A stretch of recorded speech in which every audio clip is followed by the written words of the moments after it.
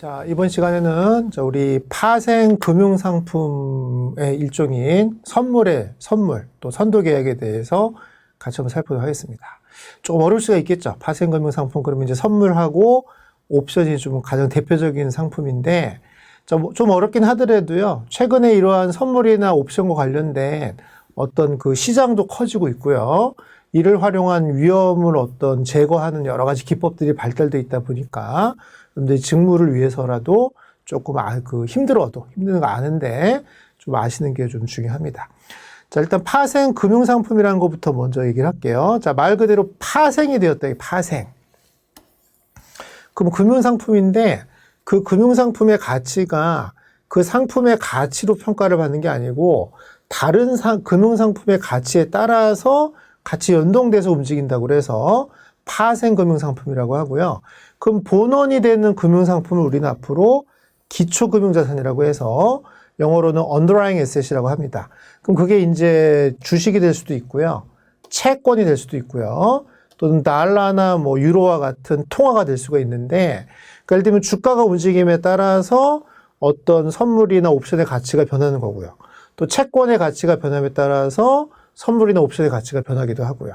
또 달러나 유로의 가치가 변함에 따라서 선물이나 옵션의 가치가 변한다면 그런 선물이나 옵션을 우리는 파생금융상품이라고 한다 이거죠. 그래서 기초금융자산의 가치 변동에 따라서 그 상품의 가치가 결정되는 걸 우리는 파생금융상품이다라고 보시면 되고, 가장 대표적인 계약 형태가 선도계약, 선물, 옵션, 스왑 이 네 가지가 대표적인 상품인데, 자, 선도랑 선물은 이제 요번 차시에 같이 한번 할 것이고요. 둘은 동일한 상품이에요. 사실 동일한 상품인데 이제 그 당사자가 만나서 직접 계약을 하느냐 아니면 거래소에서 거래하느냐 차이인 것이고요. 다음 차시에 이제 옵션을 한다고 보시면 되겠습니다. 그럼 기초자산은 유로나 달러와 같은 통화, 그 다음에 채권을 사고 판다는 건 결국 금리인 거거든요. 그 다음에 주식이 기초자산이 될 수도 있고, 최근에는 신용 관련해서 그 관련된 파생상품도 등장합니다.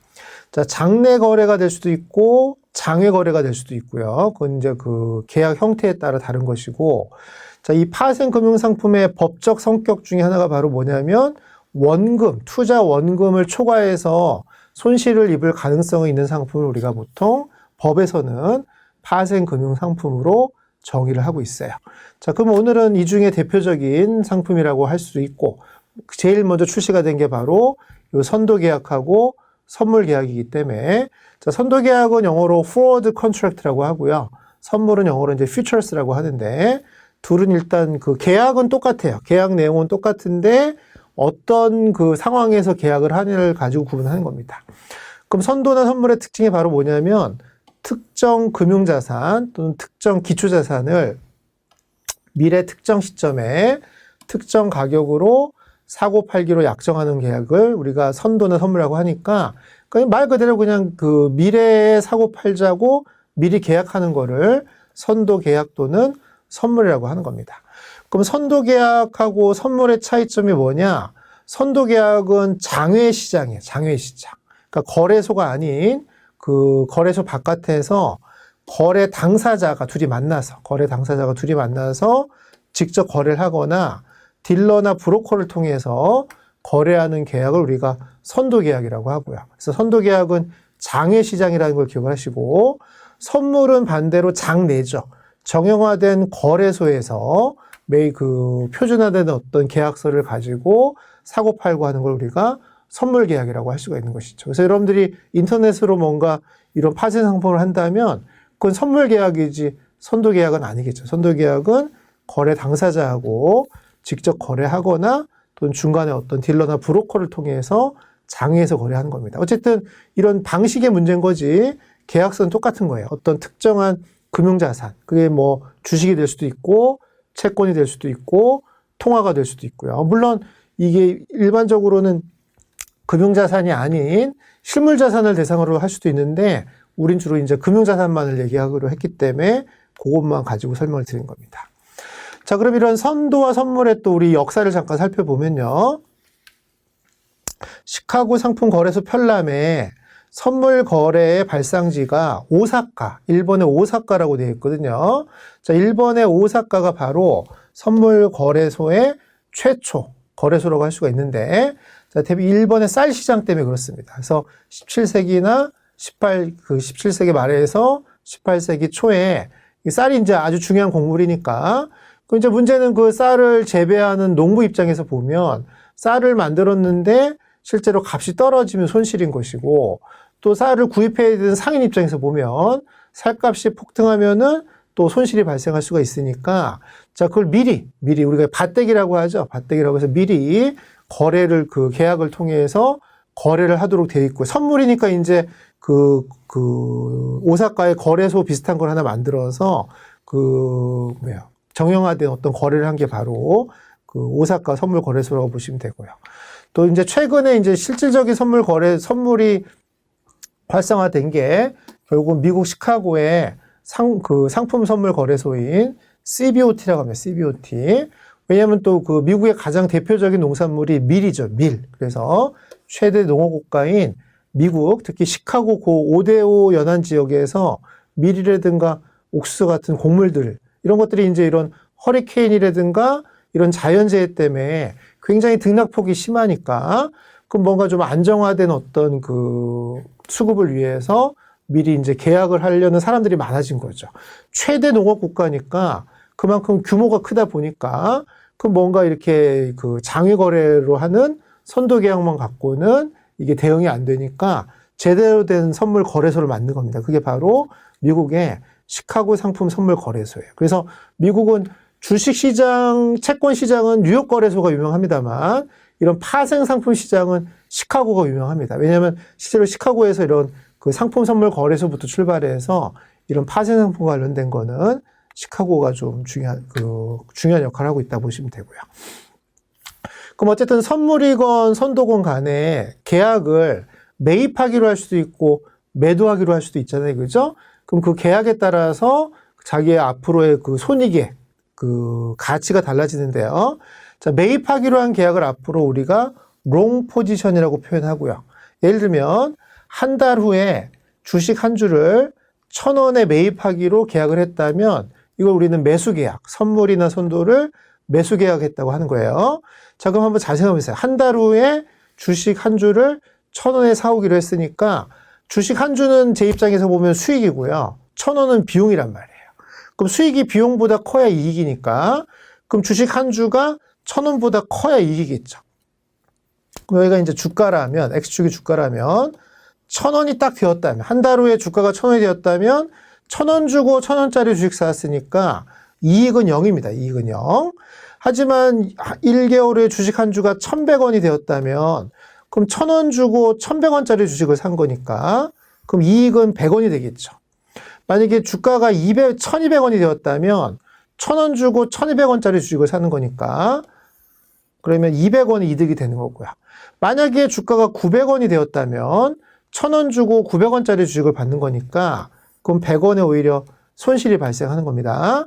자, 그러면 뭘 좀 여러분들이 외워놓으시면 좀 편하냐면 선물이나 선도의 매수 계약은 자기의 손익 그래프를 그리라 그러면 이렇게 우상향한 거죠. 우상향. 그래서 그 주식이건 채권이건 통화건 간에 그 기초자산의 가치가 오르면 이익이 발생하는 포지션이고요. 그 기초자산의 가치가 내리면 손실이 발생하는 포지션이 바로 매수 계약이에요. 그럼 매도 계약은 영어로 숏 포지션이라고 하고요. 반대겠죠. 한 주를 1,000원을 받고 팔기로 한 거예요. 그럼 1,000원이 제 입장에서는 수익이고요. 주식이 비용인 거예요. 주식이 비용인 겁니다. 그러면 주식이 1,000원이면 똑같겠지만 1,000원 받고 1,100원짜리 주식 주면 100원 손실이잖아요. 1,000원 받고 1,200원짜리 주식 주면 200원 손실입니다. 대신에 1,000원 받고 900원짜리 주식 주면 100원이 이득이죠. 그래서 뭘 좀 외우시냐면 선물이나 선도를 매도 계약을 하게 된다면 그 기초자산의 가치가 오르면 오히려 손실이고 기초자산의 가치가 내리면 오히려 이익이 되는, 그래서 그래프를 보시면 이렇게 우하향하는 어떤 손익 그래프를 갖는 게 바로 매도 계약이 되겠죠. 그래서 그건 꼭 외우셔야 됩니다. 선물 매수 계약은 우상향, 손익이. 그다음에 선물 매도 계약은 우하향. 우상향하다는 건 무슨 뜻이에요? 기초자산의 가치가 오르면 이익이지만 기초자산의 가치가 내리면 손실인 겁니다. 하지만 매도 계약은 우하향이니까 그 기초자산의 가치가 오르면 손실이고요. 오히려 기초자산의 가치가 떨어져야 이익이 되는 포지션이 바로 매도 계약, 숏 포지션의 어떤 손익이라고 보시면 될 것 같아요. 우리가 이런 선물이나 선도에 뭔가 그 다양한 어떤 포지션을 이해하기 위해서는 최소한 매수 계약과 매도 계약의 이런 심플한 그래프 정도는 여러분들이 숙지를 해주시면 좋습니다. 자, 그러면 이러한 그 파생 상품이 나오게 된 가장 중요한 이유 중에 이유가 중에 하나가 바로 뭐냐면 이런 해지 기능인데요. 자, 해지라는 건 한마디로 뭐냐면 가격 변동으로부터의 발생하는 위험이죠. 위험. 가격 변동 위험입니다. 이거를 아예 없애거나 또는 감소시키는, 그래서 감소시키거나 제거하는 어떤 투자 전략을 우리가 해지라고 하는데요. 자, 그 해지 수단 중에 하나가 바로 선물이나 선도라는 거죠. 그래서 만약에 선물을 매입 계약을 하면, 그래서 해지를 했다면, 그걸 앞으로 우리는 매입 해지라고 하고요. 또 선물을 매도 계약, 롱 포지션을, 숏 포지션을 취해서, 매도 계약을 취해서 해지를 했다면, 그걸 우리는 매도 해지라고 하니까, 이름은 어렵지가 않죠. 선물 매입 계약을 통해서 한 해지를 매입 해지라고 하고, 선물 매도 계약을 통해서 한 해지를 우리는 매도 해지라고 하는 겁니다. 자, 그럼 매입 해지와 매도 해지의 차이를 잠깐 본다면, 매입 해지는 말 그대로 매수 선물 계약을 가지고 위험을 제거하는 건데, 매수 선물 계약이 아까 그래프가 우상향하다고 했잖아요. 그러면 우리가 해지가 되려면, 위험을 없애려면 그 현재 상태가 반대여야 되거든요. 반대. 그러니까 예를 들면 수입하는 기업을 한번 생각해 보세요. 자, 물건을 그 해외에서 수입을 했다면 여기가 달러라고 가정해 보세요. 여기가 이제 손익이고요. 손익. 그러면 물건을 수입한 기업은 달러로 돈을 줘야 되니까 부채가 달러입니다. 부채가. 그러면 달러의 가치가 오르면 그 환차손이 발생하고요. 달러의 가치가 내려야 환차익이 발생하니까 그럼 현재 상태는 이런 그래프란 말이에요. 이런 그래프. 그러면 이 달러의 가치가 오르면 손실 보는 걸 미리 대비하기 위해서 기초자산을 달러로 해서 선물 매수 계약을 한다면 그러면 요 이익으로 요 손실을 보전할 수가 있으니까 이게 해지가 되는 것이죠. 그래서 수익 기업이 환율 상승 위험을 해지하기 위해서 달러를 매수하는 선물 계약을 했다면 이걸 우리는 매입 해지다라고 하는 겁니다. 이해되시겠죠? 자, 두 번째는 원유 구입 예정인 기업이라고 되어 있죠. 원유 구입 예정인 기업은 뭐냐면 예를 들면 대표적인 게 대한항공 생각하시면 돼요. 대한항공은 그 비행기를 운항하기 위해서 원유가 필요한데 실제로도 이런 걸 많이 해지를 합니다. 그럼 마찬가지죠. 원유의 가격이 오르면 그만큼 부담금이 커지니까 손실이 발생하는 거예요. 그럼 이제 여기 달러 대신에 원유로만 바꿔주시면 되겠죠. 그럼 유가가 오르면 손해가 발생하니까 유가가 오르면 이익이 발생하는 어떤 파생상품 계약을 하면 되니까 그럼 우리 선물 계약은 대신에 기초자산을 그 달러라는 통화가 아닌 원유라는 어떤 상품을 가지고 한다면 똑같이 위험을 제거할 수가 있는데요. 이게 이제 매입 해지라고 보시면 되고 그럼 매도 해지는 반대죠. 매도 선물 계약을 통해서 위험을 제거하는 겁니다. 매도 선물 계약은 아까 또 우하향하다고 했죠. 우하향한 거니까 그럼 이걸 가지고 그 해지를 하려면 현재 상태는 우상향이에요. 우상향. 예를 들면 수출기업은 달러가 여기 있다면 그 수출을 해서 달러로 돈을 받을 거니까 받을 그 매출 채권이 달러니까 달러의 가치가 오르면 이익이 되는 거잖아요. 근데 달러의 가치가 내리면 환차손이 발생하니까 그럼 요 위험을 제거하기 위해서 달러를 기초자산으로 하는 선물 매도 계약을 한다면 그러면 위험을 제거할 수가 있는 거죠. 그럼 수출기업이 환율 하락 위험을 방지하기 위해서 통화 선물 매도 계약을 했다면 이것도 매도 해지라고 보시면 되고요. 또 원유를 가지고 있는 기업, 아까 원유를 구입 예정인 기업이 아니고 원유를 가지고 있다면 원유의 가격이 떨어지면 손실이 발생하니까 그건 마찬가지로 매도 선물 계약을 하는 거고요. 주식 보유자도 마찬가지입니다. 만약에 여기가 주가라면 주식을 샀으면 주가가 오르면 다행입니다만 주가가 떨어지면 손실이 발생하잖아요. 그럼 그 손실을 그 위험을 없애기 위해서 주식을 기초자산으로 하는 그 선물을 매도 계약을 했다면 이것도 위험을 없앨 수가 있는 거죠. 이런 거 다 매도 해지인 거죠. 그래서 매도 선물 계약을 가지고 위험을 제거하는 걸 매도 해지라고 하는데 매도 선물 계약이 그래프가 우하향하니까 그러면 이 해지하기 전에 지금 내 현재 상태는 우상향이겠죠. 우상향해야 우하향한 그 선물 계약과 합쳐서 전체적으로 위험을 좀 낮추거나 제거할 수가 있는 겁니다.